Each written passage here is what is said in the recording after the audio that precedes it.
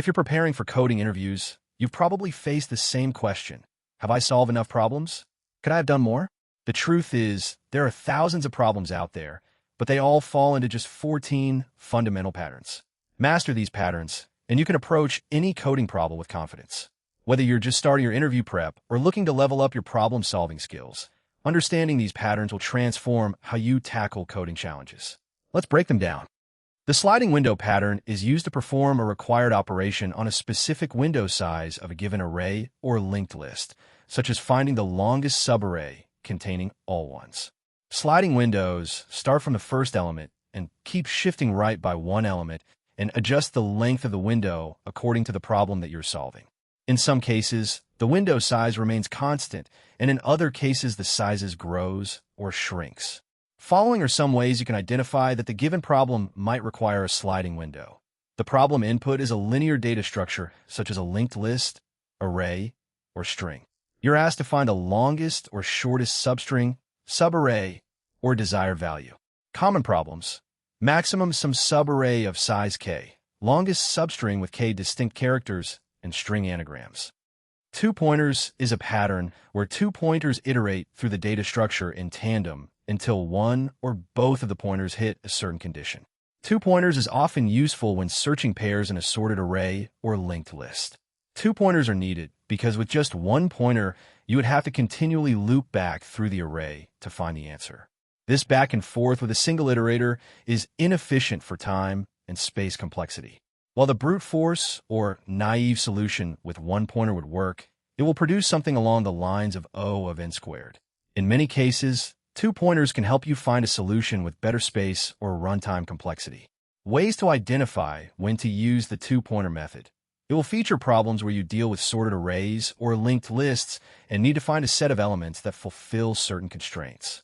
The set of elements in the array is a pair, a triplet, or even a subarray. Here are some problems: squaring a sorted array, triplets that sum to 0, and comparing strings that contain backspaces. The fast and slow pointer approach, also known as the hare and tortoise algorithm, is a pointer algorithm that uses two pointers which move through the array or linked list at different speeds. This approach is quite useful when dealing with cyclic linked lists or arrays. By moving at different speeds in a cyclic linked list, the algorithm proves that the two pointers are bound to meet. The fast pointer should catch the slow pointer once both the pointers are in a cyclic loop. How do you identify when to use the fast and slow pattern? The problem will deal with a loop in a linked list or array. When you need to know the position of a certain element or the overall length of the linked list. Problems featuring the fast and slow pointers pattern: linked list cycle, palindrome linked list, and cycle in a circular array. The merge intervals pattern is an efficient technique to deal with overlapping intervals. In a lot of problems involving intervals, you either need to find overlapping intervals or merge intervals if they overlap. Given two intervals, there will be 6 different ways the two intervals can relate to each other. They can overlap completely, partially, or not at all. Understanding and recognizing these 6 cases will help you solve a wide range of problems from inserting intervals to optimizing interval merges. How do you identify when to use the merge intervals pattern? If you're asked to produce a list with only mutually exclusive intervals, or if you hear the term overlapping intervals. Problems: intervals intersection and maximum CPU load. This pattern describes an approach to deal with problems involving arrays containing numbers in a given range. The cyclic sort pattern iterates over the array one number at a time, and if the current number you're iterating is not at the correct index, you swap it with a number at its correct index. How do I identify this pattern? There will be problems involving a sorted array with numbers in a given range. If the problem asks you to find a missing, duplicate, or smallest number in a sorted or rotated array. Problems: find a missing number and find the smallest missing positive number. In a lot of problems, you may be asked to reverse the links between a set of nodes of a linked list. Often the constraint is that you need to do this in place, using the existing node objects and without using extra memory. This pattern reverses one node at a time, starting with one variable pointing to the head and one variable pointing to the previous node. In a lockstep manner, you will reverse the current node by pointing it to the previous before moving on to the next node. How do I identify when to use this pattern? If you're asked to reverse a linked list without using extra memory. Problems: reverse a sublist and reverse every k-element sublist. This pattern is based on the breadth-first search technique to traverse a tree and uses a queue to keep track of all the nodes of a level before jumping onto the next level. The tree BFS pattern works by pushing the root node to the queue and then continually iterating until the queue is empty. For each iteration, we remove the node at the head of the queue and visit that node. After removing each node from the queue, we also insert all of its children into the queue. How to identify the tree BFS pattern?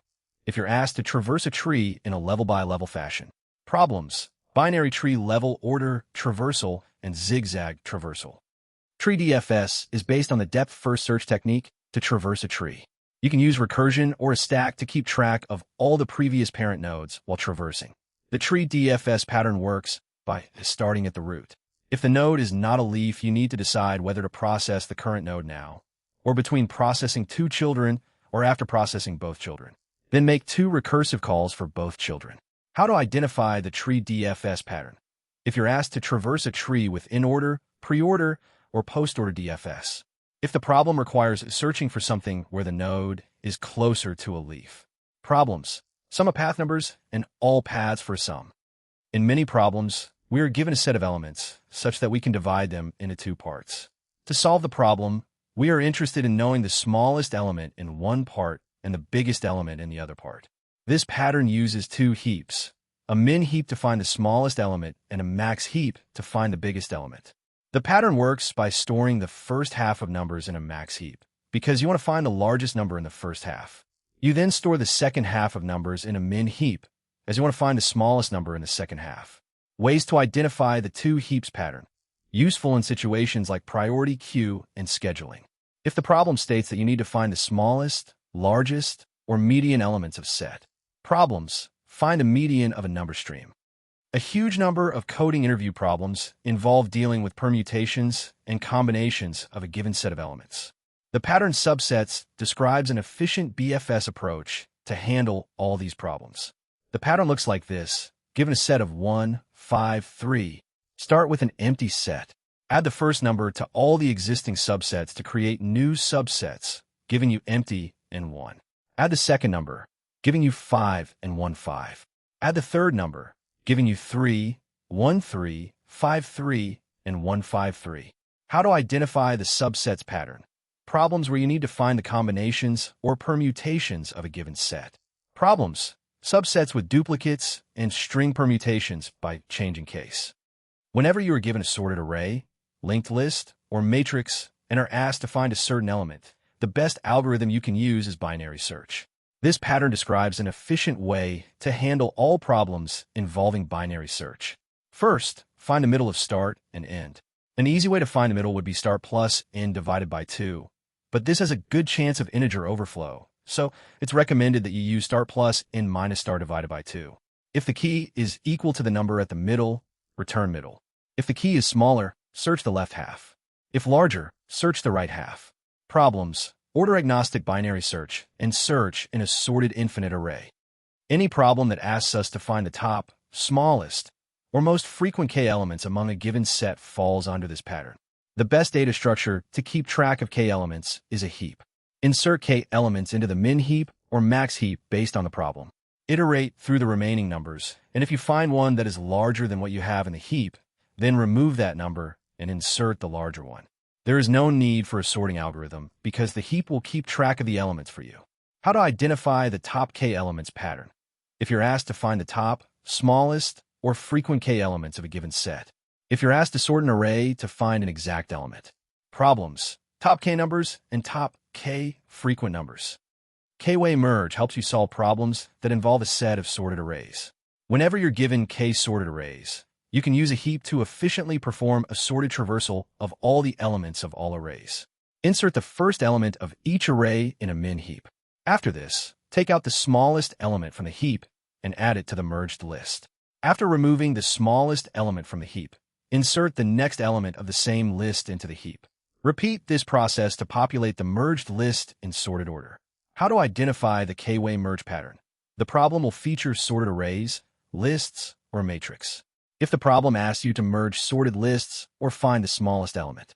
Problems: merge k sorted lists and k pairs with largest sums. Topological sort is used to find a linear ordering of elements that have dependencies on each other. For example, if event B is dependent on event A, it comes before B in topological ordering. The pattern works like this. First, store the graph in adjacency lists and find indegrees of all vertices. Find all vertices with 0 indegrees. These will be sources and are stored in a queue. For each source, add it to the sorted list. Get all of its children from the graph. Decrement the indegree of each child by 1, and if a child's indegree becomes 0, add it to the sources queue. How to identify? The problem will deal with graphs that have no directed cycles. If you're asked to update all objects in a sorted order. Problems, task scheduling, and minimum height of a tree. Here's the key takeaway. Don't try to memorize hundreds of LeetCode problems. Instead, learn these 14 patterns. For each pattern, solve 2 to 3 practice problems until the approach becomes second nature. When you face a new problem, ask yourself which pattern does this match. Is it a sliding window problem? 2 pointers? Topological sort? Once you recognize the pattern, you're 80% of the way to a solution. These 14 patterns cover almost every coding interview question you'll encounter. Master them, and you'll walk into any interview with confidence. Thanks for watching. Good luck with your interviews. I'll see you in the next one.